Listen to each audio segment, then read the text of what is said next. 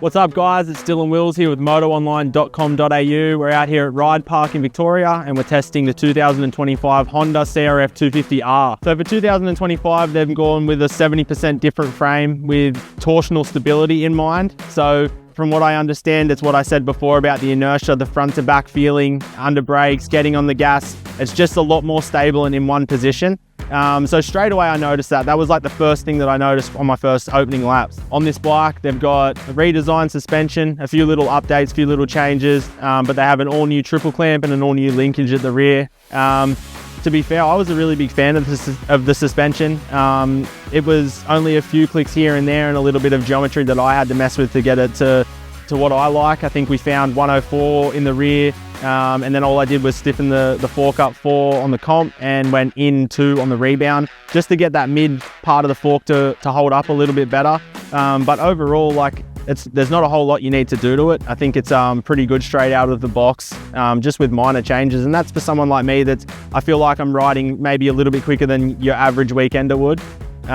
But yeah, really impressive straight off the bat. So I never actually got to ride the older model of this bike, so it's hard for me to compare power-wise, but I was actually really impressed. Obviously, Honda have copped it a little bit over the years for the 250F, maybe being a little bit slow off the bottom, but I don't think that's the case with this bike, especially with the power to weight. It is really light, so it's hard to say that it's slow because it feels like it picks up really fast. We had a chance to change the mapping. So from what I understand, map 1 is like a standard map. Map 2 is more mellow for your hard pack tracks to try and get a little bit more traction. And then you've got an aggressive map, which is map 3. So for me, like most other brands, map 3 was a little bit more aggressive, where you'd come into the turns, they would have that pickup on the throttle just a little bit more than say map 1 or map 2, where it felt a little bit duller off the bottom. It just felt like it almost had more compression straight off the bat. So that's my opinion on it. I think the power to me seems fine, and that's coming off, you know, riding 450s mainly. So yeah, it's hard for me to really be, you know, hard on them in terms of the power. I think power to weight, it's fine. It's actually got a lot of bottom end. So we've just wrapped up riding here today.